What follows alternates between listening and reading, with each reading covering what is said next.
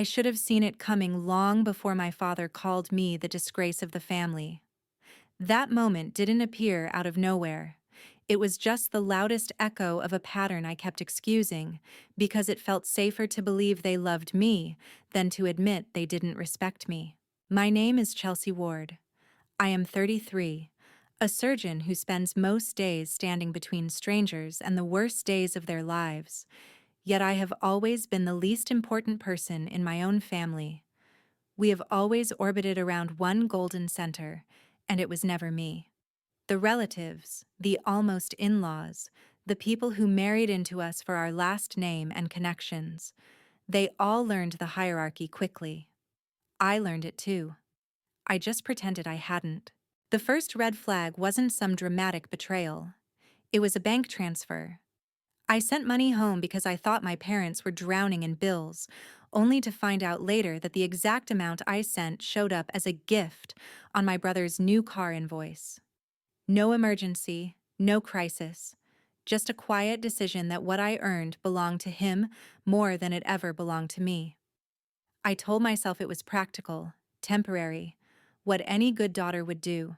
If you've ever felt like the wrong child in your own family, stay with me. This story isn't just about titles or careers. It's about what happens when you finally stop apologizing for existing. Hit subscribe, share this with someone who needs it, and listen closely. Because by the time I stopped making excuses for them, everything had already gone too far, and the price I paid, and made them pay, was bigger than any of us were ready for. It was in those early years, long before I ever set foot in a hospital, that I learned how quietly a family can teach a child where she stands. I didn't have the language for it then, only the steady awareness that I was expected to fit into a shape already drawn for me, a shape that never matched who I was becoming. My father, Robert Ward, believed order defined strength, and he measured order by how neatly each person aligned with his vision. My mother, Karen Ward, followed that structure with a soft kind of obedience that seemed less like agreement and more like exhaustion. And my brother, Brandon Ward, grew into the role carved out for him with an ease I couldn't imitate. He was the sun, and the rest of us moved in patterns that kept him shining. I remember how the priorities in our house were arranged without ever being spoken aloud. Brandon's activities were scheduled months ahead, color-coded on a wall calendar that dominated the kitchen. Mine were squeezed into blank corners or added in pencil, as if permanence wasn't necessary. It wasn't the missing space that stayed with me. It was the message carried quietly through every rearranged plan. If something conflicted with what Brandon needed, the conclusion was simple. My plans were flexible, his were immovable. Over time, I adapted. I learned not to expect enthusiasm when I accomplished something. The praise, when it appeared, was muted, almost administrative, like signing off a form. Meanwhile, anything Brandon attempted, no matter how small, was celebrated with the kind of pride usually reserved for lifetime achievements. I tried convincing myself it was normal for families to tilt toward the child who required more attention, but that explanation only held when I was young enough to believe fairness was optional. There was a moment in middle school when the imbalance became impossible to ignore. An academic counselor called to congratulate my parents on a statewide award I had earned. They were polite, thankful, outwardly proud, yet something tightened in the room afterward. My father glanced at Brandon, who seemed uncomfortable with the attention shifting away from him. By the end of that week, my award certificate had been tucked into a drawer while Brandon's newest sports ribbon was mounted in the living room. Nothing was said directly, but the drawer might as well have been a verdict. Still, I absorbed it quietly. I believed that if I worked harder, achieved more, excelled consistently, the imbalance would correct itself, and my family would eventually see me with the clarity I craved.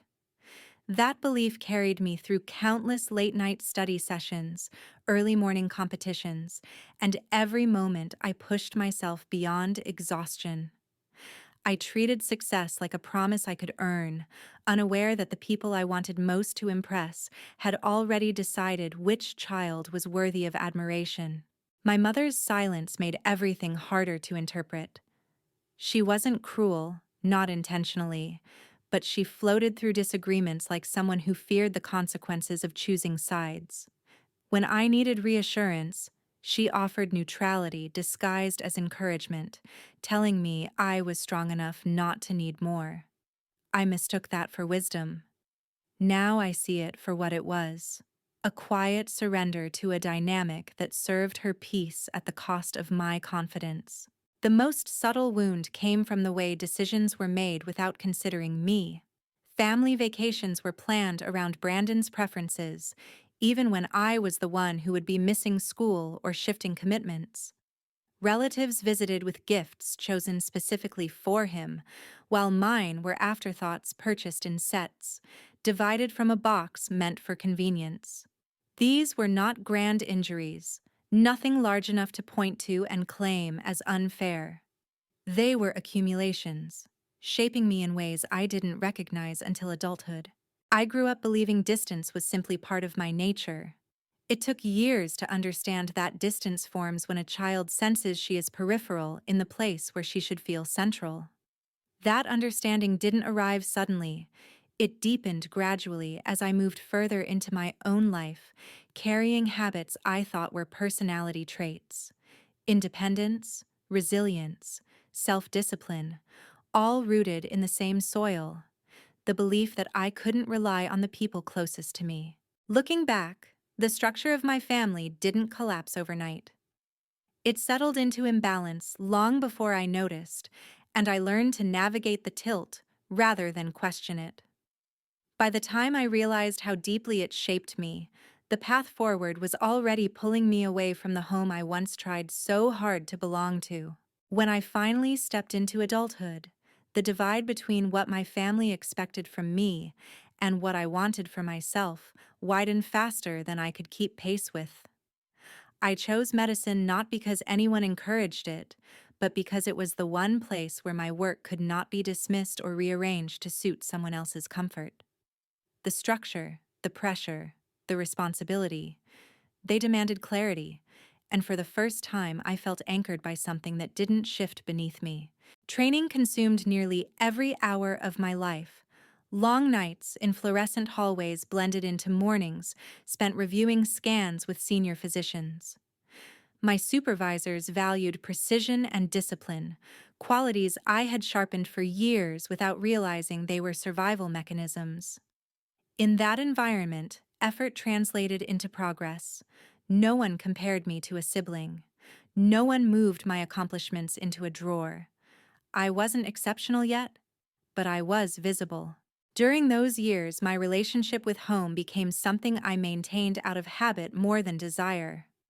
I still visited, still answered calls, still believed that showing up meant something, but the pattern remained unchanged. Conversations drifted quickly toward Brandon, his job prospects, his plans, his successes, and I responded with the kind of polite enthusiasm expected from a supportive sister. It took time before I understood that these exchanges left me drained because they were never meant to include me. The shift became undeniable when my residency began. I received a small stipend, barely enough to cover living expenses, yet my family treated it as evidence that I had finally become stable. Stability, in their eyes, carried an unspoken obligation. Requests started subtly: a contribution toward a home repair, a transfer labeled as temporary help. They praised my discipline in managing money, unaware that most weeks I lived off whatever leftovers the hospital cafeteria offered at the end of a shift. I justified every dollar I sent. I convinced myself that supporting them was natural, even noble. Meanwhile, I skipped meals to stretch my budget, patched shoes I couldn't replace, and declined social events because the cost of a single dinner could break my month. In those moments, I learned how easy it is to confuse generosity with dependency when the line has never been drawn clearly. Despite that strain, my career moved forward.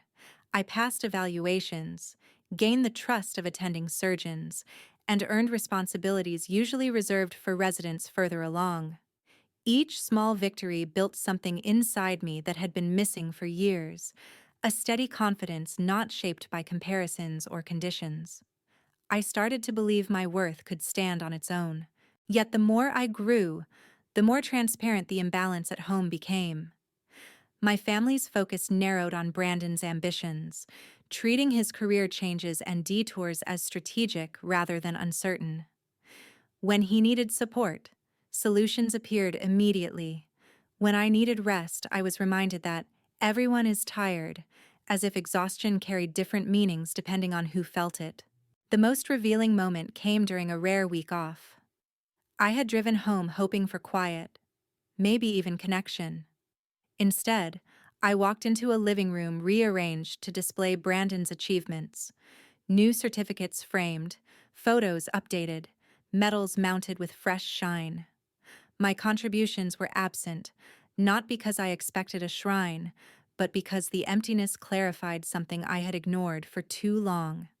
I contributed to a system that ran smoothly without me, and my absence barely created a ripple. Still, I didn't pull away. Not yet. I continued balancing my growing responsibilities with the demands of a family who saw my progress as evidence that I could carry more. The unspoken expectation was that my success existed to support theirs. And because I had spent my entire life trying not to disrupt the equilibrium, I absorbed that pressure quietly. In the hospital, I moved through intense rotations with a level of focus that surprised even me. Every hour spent caring for patients made my world feel larger, more purposeful. Every hour spent at home made it feel smaller. That contrast shaped the beginnings of a truth I wasn't ready to acknowledge. The place I came from was becoming a place I no longer belonged. By the time I finished that stage of training, the imbalance between my responsibility and their entitlement had settled into something almost routine. I didn't recognize it as exploitation then. At the time, it felt like loyalty. Only later would I understand that loyalty loses its meaning when it flows in only one direction. By the time I settled into the relentless rhythm of hospital life, the world outside those walls had begun narrowing in ways I didn't immediately notice. Advancement came quickly, not because I was naturally gifted, but because pressure shaped me into someone who could operate without hesitation.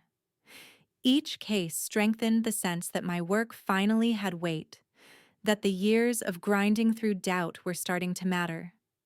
I carried that momentum quietly, careful not to let anyone see how deeply I needed that sense of direction. During one winter rotation, I was assigned to a team handling some of the hospital's most demanding cases. The hours were longer, the stakes higher, but the challenge steadied me. I began earning responsibilities that signaled trust from senior staff, including complex procedures that required a steadiness I hadn't known I possessed.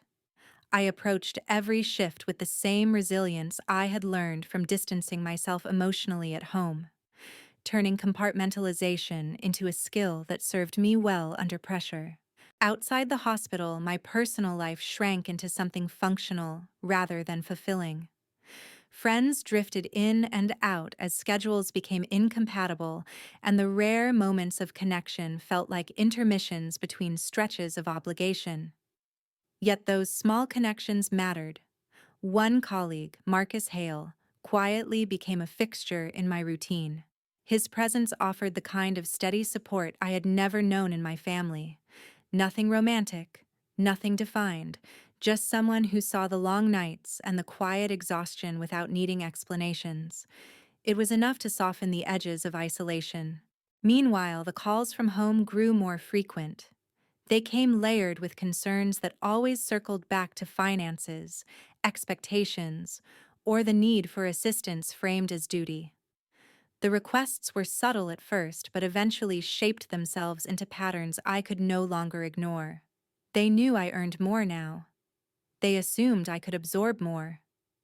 Each message carried the unspoken belief that my progress belonged to them, as if my success had been built on their sacrifice rather than my own endurance. I tried managing both worlds, hoping balance would emerge naturally. It didn't. Hospital responsibilities expanded, and with them came a new level of scrutiny. I began assisting in a procedure that would later draw the attention of regional medical boards, a high-risk case requiring coordinated precision from everyone involved. The pressure was immense, and yet, it clarified something inside me. In that operating room, I was trusted without reservation. No comparisons, no shifting expectations, no hierarchy that placed me beneath someone else by default. I didn't realize how rare that feeling was until I stepped outside the hospital and felt it vanish. The tension reached a new point when my mother contacted me about a supposed crisis involving the house. The message was detailed, rehearsed almost, outlining repairs that needed urgent attention.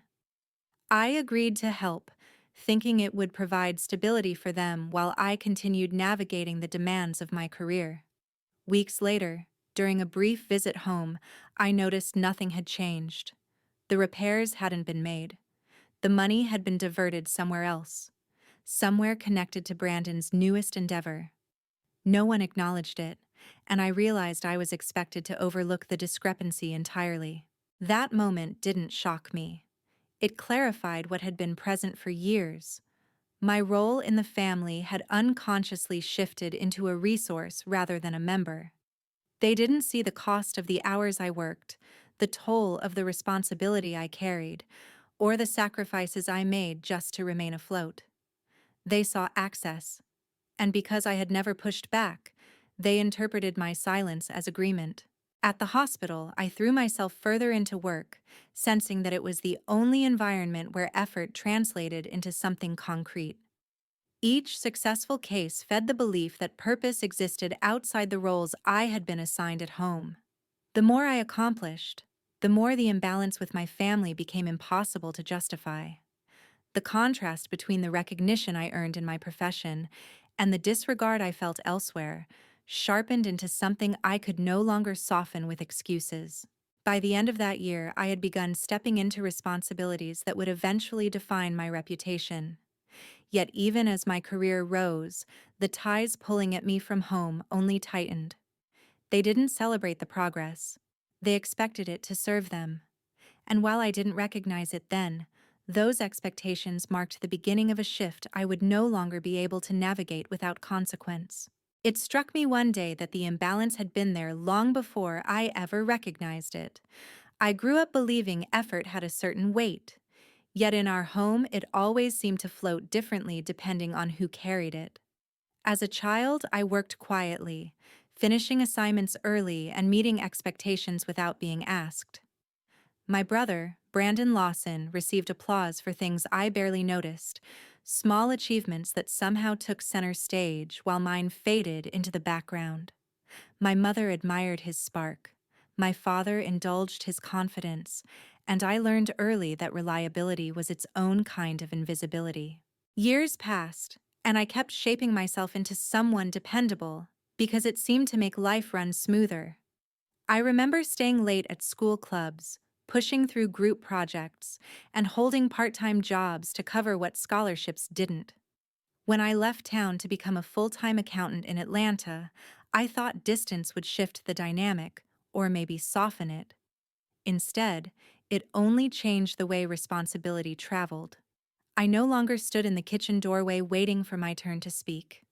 Instead, I became a number on a screen, the one they relied on whenever something broke, wore out, or failed sooner than expected.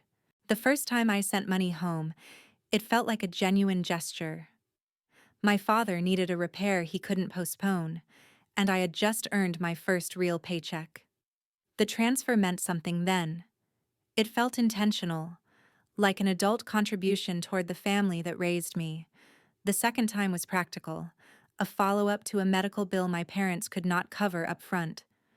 But as the requests grew, the meaning changed. The gratitude faded. The expectation settled in its place. They started phrasing things in ways that made refusal feel unthinkable. I convinced myself it was temporary, part of the transition between their stability and mine. By the third year, I barely noticed how automatic it had become. When the roof began leaking, I paid. When Brandon lost another job, I paid. When the tax bill arrived earlier than planned, I paid without question. My mother praised his determination to figure life out while treating my consistency as something owed rather than offered. I was the one who filled gaps before they widened. I was the solution they relied on without acknowledging the cost of being needed that often. As my career progressed, I learned to stay outwardly composed. I showed up early, reviewed spreadsheets before anyone else arrived, and carried a reputation for being steady under pressure. Inside, though, the imbalance grew heavier. Each transfer reminded me of a role I never agreed to but had somehow inherited. My friends in Atlanta celebrated milestones with their families, while my interactions were transactional, short calls layered with urgency, framed as emergencies only I could resolve. The only person who seemed to notice the shift was Jenna Brooks, a colleague who had turned into my closest friend. She had a way of looking at me that made it difficult to hide anything, even on days when I kept my voice clipped and my expressions neutral. I once showed her my bank app without thinking, a screen full of outgoing payments with familiar last names. She didn't scold or question me. She simply paused long enough for the silence to become a mirror. That was the moment I realized how deeply the pattern had rooted itself. Still, I kept going. It was easier to maintain the system than untangle it, easier to shoulder the routine than risk the backlash of stepping away.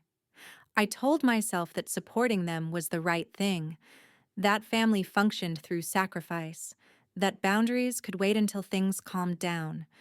But calm never arrived. I kept building a life in the city while carrying the weight of another life miles away, a life they treated as theirs to lean on whenever it suited them. And for a long time, I let it continue simply because stopping felt harder than sustaining the strain. When the season shifted and the hospital prepared for its annual review cycle, I began sensing a different kind of tension threading through my days. It wasn't the usual pressure of deadlines or expectations. It was something subtler, the feeling of being watched more closely than before. Committees convened more frequently, evaluations stretched longer, and conversations among senior staff carried an undertone I couldn't quite decipher. I had worked hard enough not to fear scrutiny, yet something about the atmosphere made me aware that visibility came with risks I had never considered. My role expanded as I took part in a multidisciplinary initiative aimed at restructuring parts of the surgical department. It was the kind of assignment that could pave the way for future leadership positions, but it also demanded a level of political navigation I wasn't accustomed to. I learned quickly that competence wasn't always the most valuable currency in these circles. Perception mattered just as much, sometimes more. I adapted, observing the ways decisions were influenced by alliances, reputations, and narratives crafted long before I arrived. It was a world where precision in the operating room wasn't enough. Precision in how one carried themselves mattered just as deeply. At the same time, the situation at home continued tightening its grip. Financial withdrawals increased, some masked under vague labels I didn't recognize. Each time I reviewed my accounts, a new line appeared, small enough to avoid immediate confrontation, but frequent enough to form a pattern I could no longer ignore. My attempts to create distance failed because the obligations never paused. They arrived without regard for the demands consuming my life, and each one required triage I didn't have the emotional space to perform. The tipping point arrived in the form of an email forwarded from the hospital's administrative office. It referenced a background inquiry submitted by a third party, questioning whether I had the stability required for leadership roles. The message was clinical, standardized, yet the implications were unmistakable. I traced the origin of the inquiry through internal logs, and what I found tightened something deep inside me. The request had been filed under one of my family's home addresses. The phrasing felt eerily familiar, structured, rigid, echoing the kind of language someone might use to justify concerns rather than express them. I stared at the document for a long time, allowing myself to absorb the weight of what it meant. They hadn't contacted me directly, they hadn't asked questions, voiced doubts, or expressed worries. They had gone to my workplace instead, offering information that could easily be interpreted as cautionary rather than supportive. It wasn't an attack, not openly. It was something quieter, more insidious. A seed planted in soil that could affect my future without revealing the hand that buried it. The realization fractured something inside me. I had expected withdrawal, indifference, even disappointment, but I had never anticipated interference that could jeopardize everything I had worked for.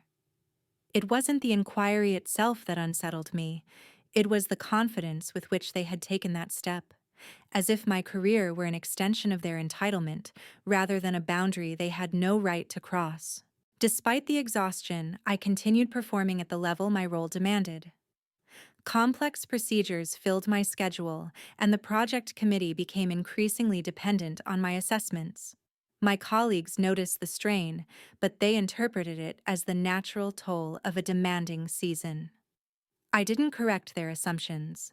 Carrying the truth alone felt easier than attempting to explain the kind of betrayal that disguises itself as concern. As I moved deeper into the hospital's political environment, I realized how precarious my position had become. Visibility brought opportunity, but it also exposed vulnerabilities I hadn't been prepared to confront. The inquiry lingered in the background, subtle but persistent, influencing the way certain administrators observed me. It wasn't overt skepticism. It was the kind of reserved caution that accumulates quietly until it becomes part of someone's impression of you. By the time the review cycle reached its final stage, the divide between my professional world and my personal life had grown so vast it no longer resembled a gap. It was a chasm.